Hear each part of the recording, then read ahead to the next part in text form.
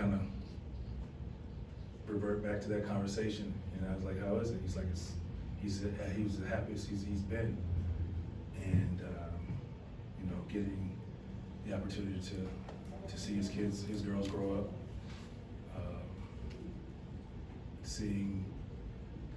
helping his daughter figure out the game and understanding how he understood it, and you can see that in her game at a young age.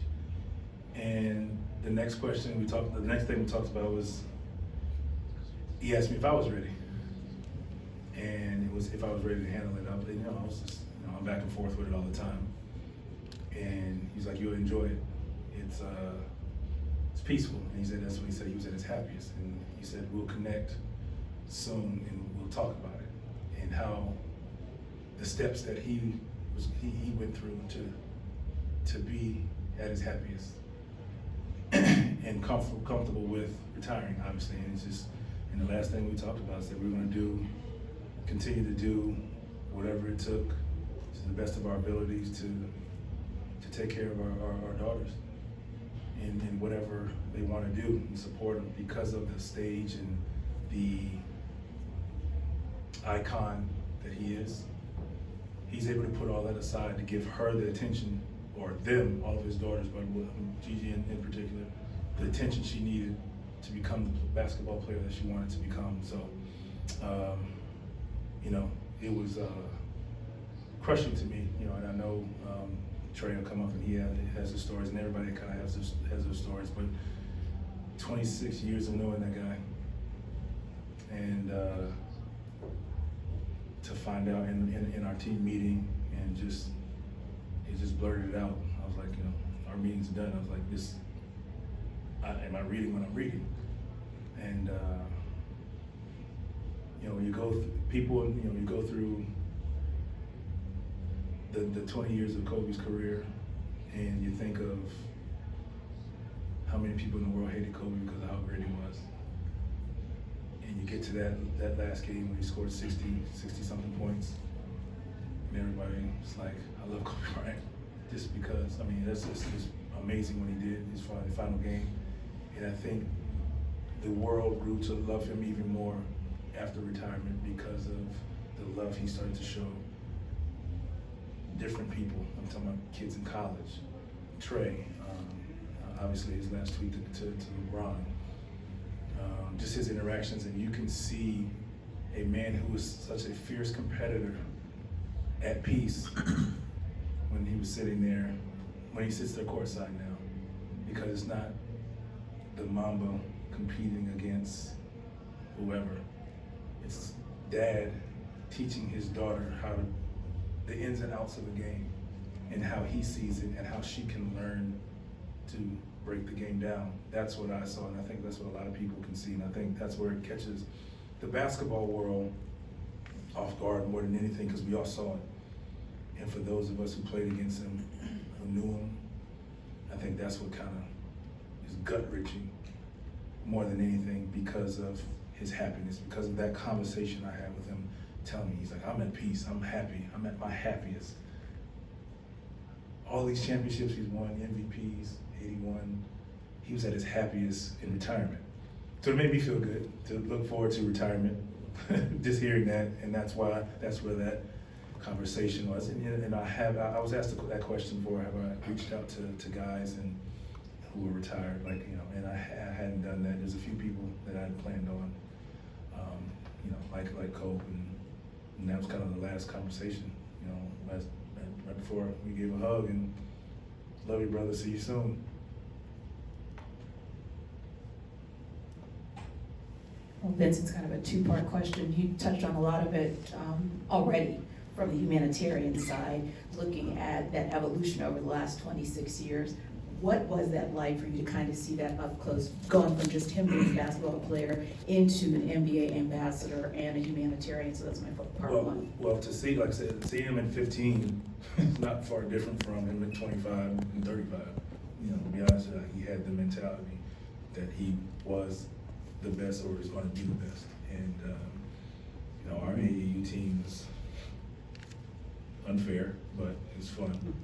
and he still had the mentality. I mean, we're playing with the Tim Thomas, Rip Hamilton, myself, and Kobe, and it was, I want to be the best, even though our team is great, and just going to see him just move on to the NBA and develop that mentality to a 10th, 12th power, and become the guy that he is, which puts him in a well-deserved debate. And we've not really seen in this generation someone who goes just not, beyond the US, but a world presence, if you will. So I don't know if you had a chance to talk to the guys a lot, but can you share anything with us with what you were able to say to your team about the loss of someone who, like I said, transcends just the game of basketball?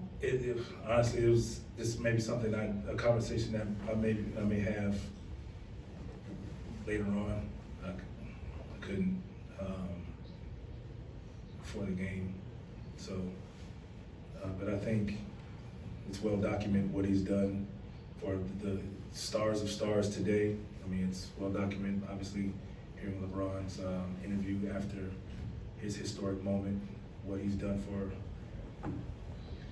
players of all magnitudes, of all levels. I mean, you can see, the lives that he's touched to current college players. So I think it just speaks volumes and speaks for itself, like who he is and where he was as a person in his retired stage. I think like it was just, his heart was just pouring out for everybody, and he was just willing to help anyone. And you see him as a competitor when he didn't really talk to many people, and you see him afterwards like he was more than approachable, more than willing to help you, the player, maybe not become the Mamba that he is, but the best player that you can be, and just give you the groundwork for it. So, and that was kind of my thing for him. I mean, here's a guy who's been 4 years, going on 5 years. Almost, this is 5 years now away from the game and the retirement, and it's new ground for me. So who better than to ask a guy who's done it for 20 years? And that was kind of the plan. So it's just mind-boggling. Vince, up here on the left, front row. Like you said, you had a pretty unique relationship with them, both incredibly fierce, but also strong mutual respect there. Yes. I mean, how unique is that among the relationships you have with players, and even going back to when he was 15, what struck you about him when you guys first started? His drive. Point blank, his drive to be the best was just, you could see it. And I mean, remember we started one of our tournaments. He gets in late and he's playing, and it's like he was already there. He demanded the attention. He wanted to be the best. So,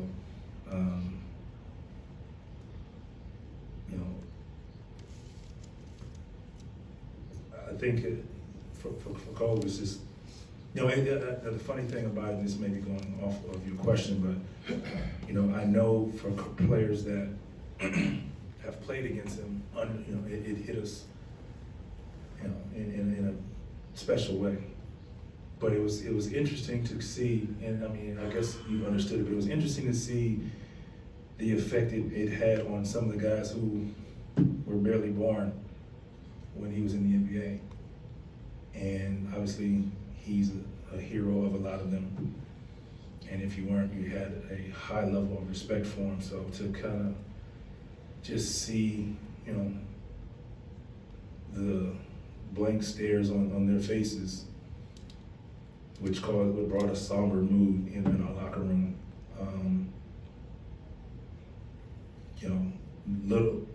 Very little was talked about game plan in basketball because it was bigger than basketball, and it was interesting for me. And following up on the relationship thing, was there a time where you went from I hate this guy to I love this guy to I hate this guy again? What was it? I mean, it was all through our career. I mean, I played in 8 All-Star games, so I think it's kind of, we let our hair down there. It's like, hey, ha ha ha. You can see. I mean, there's some, every now and then I come across a couple pictures where you see us talking and smiling to each other, and then there's a couple pictures where you see like you're like right here, finger pointing and or whatever. So, you know, it's all in, you know, all how the game is played and the love of the game. And at that time, that's just how the game was played. It was a fun time. I mean, you had to bring it. You know, one thing you knew about that, he wanted the challenge of the best player, and he wanted to outdo the league. And if you weren't prepared for it, you would get embarrassed. So, you know, and as we tended to get older, near the end of our career, the last couple of years, our conversations tended to change, a little more friendly, especially his last year. Extremely friendly, fun, and it's still like laughing and joking, but I'm still trying to bust your ass. His last words to me. Vince, how tough was it to go out there and play the game? For me personally, it wasn't easy. Like I said, it's just, you know, I understand our jobs, you know, and what has to be done. But like I said, this is a friend of 20 plus years, and to talk to him and hearing and seeing, but hearing his happiness is, you know, what made it tough. Because I knew he was happy, he was in a great place. Like I said, he's taking his daughter and her teammates and all, you know, just to experience the game, different levels, different atmospheres, how guys handle different situations. Just knowing him, and I can just see when he's pointing, what he's saying to her. So that was a tough part. You know, I kind of want to just sit back. If I had maybe an hour or two more, I'm like, all right, you know, we must go on. But it was tough. Thank you, Vince. All right. Thanks, Vince.